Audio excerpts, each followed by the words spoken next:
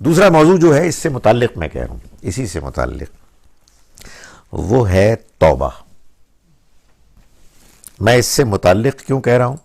اس کی وجہ یہ ہے، ایک ہے اللہ کے ساتھ کنیکشن اور وہ ہے ذکر، لیکن ہم اللہ کے ساتھ کنیکشن کھو بھی تو دیتے ہیں۔ آپ نے صحیح فرمایا وہ کہ لوگ کہتے ہیں یہ کہیں جنگلوں میں چلے جائیں۔ میں اس کا بھی ذرا ایک اس پہ تبصرہ کر دوں۔ دیکھیں، جنگل میں غار میں جانا اگر کسی کے ذہن میں کوئی خیال آتا ہے تو اسی لیے آتا ہے نا کہ فوکس کریں۔ تو اللہ رب العزت نے اپنے دین شریعت میں ہمیں اس کے ایسے عمدہ متبادل دے دیے ہیں کہ جن پر اگر آپ غور کریں تو آدمی وہی فائدہ جو شاید بعض لوگوں کو، جوگیوں کو وہاں جا کے ملتا ہے، آپ کو گھر بیٹھے بازار میں، دفتر میں مل جاتا ہے۔ میں اس کا آگے ذکر کروں گا اگر موقع ملے گا۔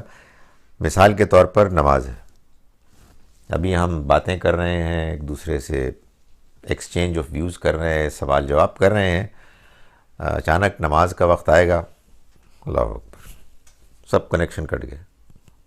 یعنی اگر آپ کاٹنا چاہیں، وہ تو جنگل میں جا کے بھی بہت کچھ کر سکتا ہے کہ جس میں ہزاروں مسئلے وہ ابھی اللہ کے سامنے کھڑے ہیں، ہزاروں وہ سر نماز، لاکھوں وہ انشاءاللہ ابھی نماز میں ہو جائے گا، ابھی نماز کی ڈسکشن میں وہ ٹھیک ہو جائے گا۔ لیکن میں اب اس لیے یہ بتا رہا ہوں کہ اللہ نے اس کا اہتمام کیا۔ دیکھیں نا، اللہ تعالیٰ کی طرف سے جو اس کے بعد نماز، معاف کرنا، نماز کے دوران اگر تھوڑی سی کوئی 1% کا ساؤنڈ ایسا بھی کوئی کنسنٹریشن آدمی کا ہوا تو موبائل بج گیا۔ رائٹ، ان مسائل کو بھی ابھی ڈسکس کرتے ہیں۔ تو نماز ہے، میں صرف گنوا رہا ہوں، بے پناہ چیز ہے۔ کبھی آپ غور فرمائیں، روزہ مطلب وہ آپ کو دنیا سے توڑ دیتا ہے ایک اینگل سے۔ اگر آپ دیکھیں اس روزے رمضان کے اندر، پھر آپ کو اعتکاف، اللہ نے جن کو موقع دیا ہے حج اور عمرہ اور بہت چیزیں، میں کبھی موقع ملے، آج ہی ڈسکشن کا موقع ملے تو میں چاہوں گا کہ قربانی، جس کو ہم نے گوشت، ران اور دستی کے لیے محدود کر دیا ہے، یہ اتنی زبردست چیز ہے اگر ہم اس پر فوکس کریں۔ خدا تعالیٰ کے ہاں اس کے بڑے اہتمام ہیں۔ توبہ، ہم اللہ سے ڈسکنیکٹ ہو جاتے ہیں، اور اس کی ایک بڑی وجہ کوئی حادثہ ہوتا ہے۔ حادثہ یعنی ہم کوئی گناہ کر بیٹھتے ہیں۔ گناہ ایک حادثہ ہے، غفلت طاری ہو جاتی ہے، ہم اللہ کی موجودگی کے احساس کو کھو بیٹھتے ہیں۔ کیوں؟ کمزور ہیں، ہمارے اندر خواہشات ہیں، ہمارے اندر کمزوریاں ہیں۔ ہم بعض اوقات اپنے اس بیلنس کو خراب کر دیتے ہیں کہ جس بیلنس کو اگر ہم برقرار رکھیں تو ہم اللہ کی موجودگی کے احساس کے تحت زندگی گزاریں۔ مگر ہم فرشتے نہیں ہیں۔ آپ کو معلوم ہے کہ فرشتوں میں اور ہم میں کیا فرق ہے؟ فرشتوں میں اور ہم میں یہ فرق ہے کہ فرشتے اللہ تعالیٰ کے براہ راست مشاہدے کا ان کے پاس امکان ہے، وہ گویا کہ حضوری میں ہے۔ ہم اللہ کو مانتے ہیں غیب میں رہتے ہوئے، ہم اس کو دیکھ نہیں سکتے۔ اس لیے یہ امتحان کی غرض سے یہ اللہ تعالیٰ نے ایسی صورتحال رکھی ہے جس میں ہم پر بعض اوقات غفلت طاری ہوتی ہے، جو اتنی غالب آ جاتی ہے کہ ہم اپنی خواہش نفس کے غلام بن کر اللہ کو بھول کر اس کی نافرمانی کرتے ہیں۔ یہ خدا کی مہربانی ہے کہ وہ کہتا ہے کہ اس کے باوجود ایسا نہیں ہے کہ اس نے آپ کو ریجیکٹ کر دیا، وہ آپ کو اس بات کا امکان، موقع دیتا ہے کہ آپ اس کی طرف پلٹیں۔ اس کو توبہ کہا جاتا ہے، یعنی اللہ کی طرف لوٹنا، اللہ کی طرف پلٹنا۔ یہ جو لفظ توبہ ہے، یہ آپ کو معلوم ہے کہ قرآن مجید میں استعمال ہوا ہے، یعنی یہ تو ناؤن ہے نا، اس کا ورب ہے تابہ۔ یہ استعمال ہوا ہے انسانوں کے حوالے سے بھی اور اللہ کے حوالے سے بھی. میں صرف سمجھانے کے لیے کہہ رہا ہوں کہ توبہ انسان بھی کرتا ہے اور اللہ بھی کرتا ہے. فرق یہ ہے کہ انسان کی توبہ جو ہوتی ہے اس کا مطلب یہ ہے کہ انسان شرمندگی پچھتاوے کے احساس کے ساتھ اللہ کی طرف پلٹتا ہے. یعنی اس نے اپنا رخ غلط کر لیا تھا لیکن اس کو احساس ہوا کہ غلطی ہو گئی تو اس نے اپنا رخ پلٹا. اور اللہ کی طرف سے جو توبہ کا اظہار ہوتا ہے وہ یہ ہے کہ وہ اپنی نظر عنایت دوبارہ اس کی طرف کر دیتا ہے.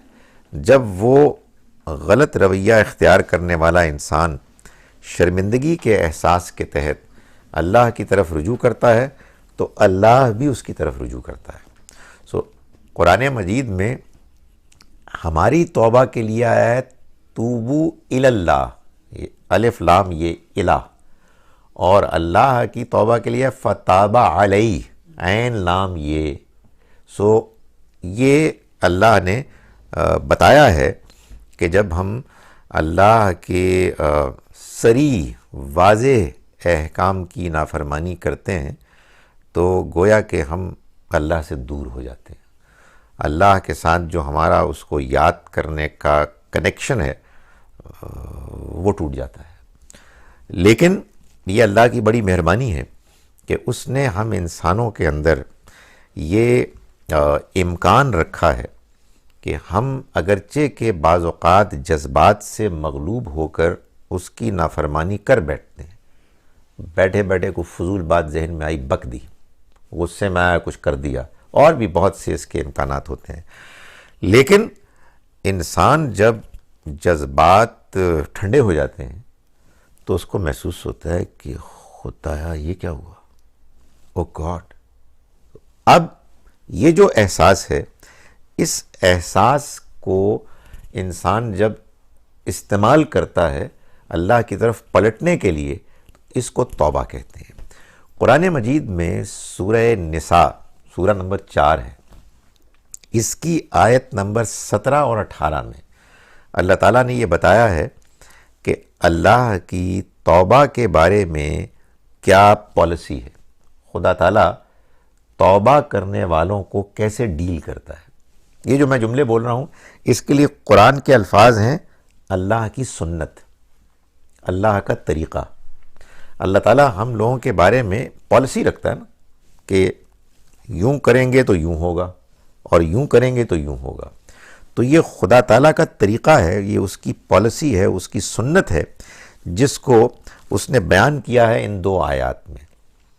پہلی آیت میں اللہ تعالیٰ یہ فرما رہے ہیں کہ اللہ نے توبہ کو قبول کرنے کو اپنے اوپر لازم کر دیا ہے. دیکھیں میں اور آپ یہ جملہ نہیں بول سکتے اس لیے کہ ہمیں کوئی اختیار ہی نہیں، ہماری کوئی مجال ہی نہیں، لیکن اللہ تعالیٰ خود سے فرما رہے ہیں کہ اللہ کے اوپر لازم ہے کہ وہ ایسے لوگوں کی توبہ قبول کریں جو کوئی گناہ کر بیٹھتے ہیں جہالت میں. جہالت عربی میں 2 مفہوم رکھتا ہے لفظ. ایک تو علم کے مقابل میں آپ نہیں جانتے اور آپ جانتے ہیں، اور ایک علم ہی کی طرح کا لفظ ہے حلم، بردباری، متانت، شائستگی، ڈیسنسی. اس کے مقابلے میں کیا ہوتا ہے، آدمی جذباتی ہو جاتا ہے، آدمی جاہل ہو جاتا ہے. تو اللہ تعالیٰ یہ فرماتے ہیں کہ اللہ نے اپنے اوپر ان لوگوں کی توبہ قبول کرنے کو لازم کر دیا ہے جو کوئی گناہ کر بیٹھتے ہیں جہالت میں، ثم یتوبون من قریب، پھر فوراً توبہ کر لیتے ہیں. یعنی آدمی نے کسی وجہ سے کوئی ماحول میں ایسی خرابی پیدا ہو گئی، جذبات میں کوئی ایسی ہلچل مچ گئی، کوئی اچانک آدمی کا رجحان ہوا اور کوئی گھٹیا حرکت کر بیٹھی، تو اللہ تعالیٰ فرماتے ہیں جیسے ہی وہ جذبات ختم ہوں، جیسے ہی وہ ماحول ختم ہو جائے اور احساس بیدار ہو اور آدمی توبہ کرے تو اللہ تعالیٰ کہتے ہیں کہ میں لازماً توبہ قبول کروں. جان بوجھ کر جو آدمی کر لیتے ہیں. اس پہ بھی میں آتا ہوں. میں آتا ہوں. دوسری جو بات کی اللہ تعالیٰ نے اگلی آیت میں وہ یہ کی کہ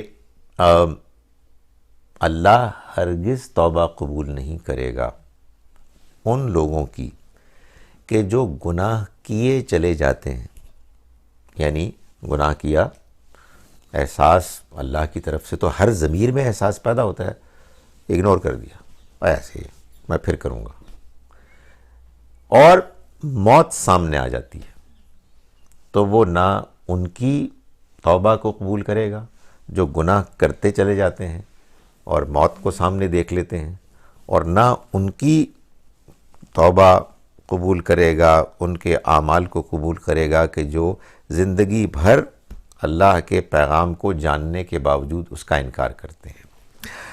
یعنی موت کے قریب آ کر توبہ قبول نہ ہونے کا مطلب یہ ہرگز نہیں ہے کہ اس میں اللہ تعالیٰ نے کوئی ایج لمٹ لگائی ہوئی ہے، نہیں، بلکہ اس کا مطلب یہ معلوم ہوتا ہے کہ ہم سب کو، یا اکثر کو، میں یہ نہیں کہہ سکتا کہ سب کو، بہت سے لوگوں کو جب موت کا تجربہ ہوگا تو ایسا نہیں ہوتا کہ انسان اچانک مر جاتا ہے، بلکہ اس سے پہلے کچھ ایسا وقت آتا ہے کہ اس کو احساس ہوتا ہے کہ وہ مرنے والا ہے، یعنی اب وہ نہیں بچے گا. اس کا کیا مطلب ہوتا ہے میں نہیں بتا سکتا. شاید اس کا یہ مطلب ہوتا ہے کہ وہ فرشتے دیکھ لیتا ہے، اس کے سامنے وہ دنیا آ جاتی ہے کہ جو دنیا اس وقت ہمارے سے غیب میں ہے، یا آپ کہیے ہم اس سے غیب میں ہیں، پردے میں ہیں. یہی تو امتحان ہے. اگر فرض کیجئے کہ دائیں بائیں میں اس وقت فرشتوں کو دیکھ رہا ہوں تو پھر مجھے جو ایک آزادی ملی ہوئی ہے میں اس کو غلط استعمال نہیں کروں گا. اصل میں مصیبت یہی ہے، مشکل یہی ہے کہ ہمیں وہ نظر نہیں آتے. تو جب وہ نظر آ جائیں گے اس کے بعد میچ ختم ہو جائے گا، پھر توبہ نہیں ہوگی. اس میں دو سوال آتے ہیں، ایک تو آپ کا ہے، ایک اس سے پہلے ایک اور سوال ہے. سوال یہ ہے کہ اللہ تعالیٰ نے یہ بتا دیا کہ ایک انسان نے جذبات سے مغلوب ہو کر گناہ کیا، اور جیسے ہی جذبات کا غلبہ ختم ہوا اور احساس ہوا اس نے توبہ کی، تو اللہ تعالیٰ فرماتے ہیں میں توبہ قبول کروں گا، لازماً کروں گا. اور ایک یہ بتایا کہ سامنے موت کو دیکھ لیا، فرشتوں کو دیکھ لیا، اس نے توبہ کی، میں نہیں کروں گا. درمیان کی بات نہیں بتائی. بھئی ایسا بھی تو ہوتا ہے کہ آدمی کرتا رہتا ہے اور کسی موقع پہ جا کے احساس ہوتا ہے 2-4 سال بعد، 10 سال بعد، اور پھر وہ توبہ کرتا ہے. اللہ نے یہاں خاموشی اختیار کی ہے. اس سے جہاں آدمی کو ڈرنا بھی چاہیے وہاں ایک امید کی کیفیت بھی ہوتی ہے. اور بظاہر ایسا لگتا ہے کہ اللہ تعالیٰ ایسے کیسز کو بھی اپنی مہربانی سے ان کی توبہ کی کوالٹی، اس کے اندر خلوص کو پیش نظر رکھتے ہوئے معاف کرنے کا کوئی اور طریقہ اختیار کرے گا. میں صرف اس کی ہنٹ دے رہا ہوں، یہ خود سے ایک بڑا ایک تفصیلی مضمون ہے. وہ طریقہ یہ بھی ہو سکتا ہے، قرآن سے معلوم ہوتا ہے، حدیث سے معلوم ہوتا ہے، کہ اللہ بعض اپنے عظیم بندوں کو، پیغمبروں کو، ولیوں کو یہ اجازت دے گا کہ ایسے لوگوں کے لیے سفارش کریں جنہوں نے توبہ کی اور وہ ایک قریب آ گئے معاف ہونے کے، لیکن اللہ تعالیٰ ان کے لیے کوئی اہتمام کر دے گا. دوسری بات جو آپ نے فرمائی ہے یہ بڑی امپورٹنٹ بات ہے اور بڑی مشکل بات ہے. مشکل سمجھنے میں نہیں، مشکل ہضم کرنے میں. وہ چونکہ ہم سے متعلق ہے. انہوں نے یہ پوچھا کہ اگر وہ جان بوجھ کے توبہ کرے، جان بوجھ کے گناہ کرے، دیکھیں جان بوجھ کے گناہ کرے اور کرتا رہے اور مسلسل کرتا رہے اس امید پہ کہ بھئی میں ایک گناہ کر رہا ہوں، ٹھیک ہے، میں اللہ مجھے معاف کرنے والا ہے، وہ مجھے معاف کر دے گا. جی اچھا، نہیں، یہ تو پھر دو الگ الگ چیزیں ہیں. اگر تو وہ یہ کہتا ہے کہ وہ معاف کر دے گا تو یہ تو اللہ تعالیٰ بتا دے گا نہیں کرے گا. وہ یہ کہتا ہے کہ میں بعد میں توبہ کر لوں گا، یہ کہتا ہے. اصل میں یہ پیچیدگی ہے. دیکھیں یہ اس کا جو جواب ہے نا وہ یہ ہے کہ یہ جس کو آپ کہتے ہیں کہ بندہ توبہ کرے گا، یہ کو 2-4 الفاظ تو نہیں ہے. حقیقت میں وہ ایک احساس ہے، وہ احساس اللہ کی طرف سے ملتا ہے. یہ ایسے ہی نہیں ہو جاتا کہ بندے نے کہا جی کہ میں جاؤں گا 2-4 بندے قتل کروں گا، اس کے بعد توبہ کر لوں گا، جا کے عمرہ کر لوں گا. نہیں، یہ آپ کے اندر احساس کی توفیق اللہ پیدا کرتا ہے. کیوں؟ کیسے؟ آپ کے عمل کے اندر جو آپ کہیے گناہ، زیادتی، سرکشی میں جو جذبات تھے وہ کتنے شدید تھے، آپ کو اللہ کی طرف سے کتنے موقع ملے، اور آپ نے جو رویہ اختیار کیا وہ اس پیمانے میں کتنا برا تھا، جو پیمانہ بہت پرفیکٹ ہے لیکن میں جب اس کو امیجن کرتا ہوں تو بہت کمپلیکس ہے. خدا تعالیٰ کا اپنا ایک پیمانہ ہے جس میں وہ بندوں کے بارے میں فیصلہ کرتا ہے کہ اس کو توفیق ملے گی، اس کو توفیق نہیں ملے گی. کیوں؟ Based purely on merit. وہ میرٹ کیا ہے؟ آپ کا رویہ.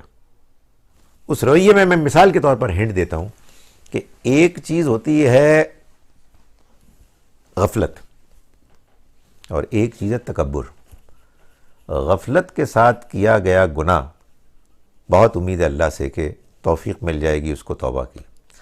تکبر کے ساتھ کیے گئے گناہ میں بہت مشکل ہے کہ ملے گی. گناہ کی قسمیں ہو گئی ہیں یقیناً. اس وجہ سے میں نے پہلے بھی گزارش کی نیکی کے بارے میں بھی اور بدی کے بارے میں بھی کہ اس کے 2 حصے ہوتے ہیں، ایک ظاہری اور ایک باطنی. یعنی آپ نے بظاہر تو ایک جملہ بولا، کیا دیکھا ہے؟ اس کی شکل دیکھی ہے؟ ایسے ایک مذاق کیا نا آپ نے. یہ ایسے بھی ہو سکتا ہے کہ آپ نے ایسی فضول بات کی، اللہ معاف کرے، ظاہر ہے کسی کے شکل و صورت، اس کے ظاہری جو بھی پریزنٹ وہ ہے اپیرنس، اس پہ تبصرہ. ایک یہ کہ آدمی نے باقاعدہ ایروگنٹلی کہا، تو یہ بظاہر ایک چھوٹا سا جملہ ہے سوچ سمجھ. لیکن وہ ایک خدا کے نزدیک اس کو ناراض کرنے والی ایک بہت بڑی بات ہو سکتی ہے. So it all depends. تو یہ ہے جناب توبہ. اس کے بارے میں گزارش کرتا ہوں کہ قرآن مجید سے یہ بات معلوم ہوتی ہے کہ یہ ایسے ہے جیسے آپ کا نہانا ہے. میں اور آپ پاکستان میں تو ہمارے بہت ہوتا ہے، پسینے سے بدبو جسم میں آ رہی ہوتی ہے، آدمی گندا ہو جاتا ہے، پھر نہاتے ہیں پاک صاف ہو جاتے ہیں. بالکل اسی طرح سے ہمارا باطن، ہماری روح، وہ بھی گندگی سے لت پت ہو جاتی ہے، اور اس سے پاک ہونے کے لیے جو روحانی بات ہے وہ توبہ ہے. سو اللہ تعالیٰ فرماتے ہیں کہ ان اللہ یحب التوابین، اللہ توبہ کرنے والوں کو پسند کرتا ہے، ویحب المتطہرین، اور پاک صاف رہنے والوں کو پسند کرتا ہے. یہ جو مجھے اور آپ کو ظاہر میں پاک رہنے کا حکم ہے، یہ بھی اس لیے ہے کہ مجھے اور آپ کو بار بار یہ احساس رہے کہ ہمیں باطن میں پاک ہونا ہے. بڑی افسوسناک بات ہوگی کہ آدمی روزانہ 2-4 مرتبہ نہاتا ہے لیکن دل اندر سے بالکل گندا ہے، سیاہ ہوا ہے، سخت ہوا ہے. سو یہ توبہ اصل میں پاکیزہ ہونے کا نام ہے. گناہوں سے متاثر ہونے کے بعد اس سے اپنے آپ کو دھونے کا نام ہے. یہ ہے کیا چیز؟ اس کو یوں بیان کیا جاتا ہے کہ آپ نے گناہ کیا تو آپ کے اندر احساس ندامت کا پیدا ہوا. وہ اصل میں اس کا نقطۂ آغاز ہے.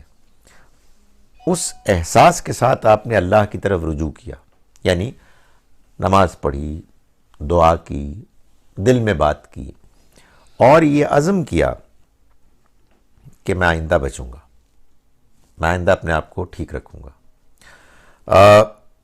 توبہ ہو گئی. اس وقت یہ نہیں سوچنا کہ جی اس وقت میں توبہ کر رہا ہوں لیکن اگلا پروگرام تیار ہے. عمرہ حج کر کے آئے ہیں، صاف کر دیا ہے اپنا اکاؤنٹ تاکہ اس میں مزید بھریں، تاکہ اگلے ساتھ پھر جائیں.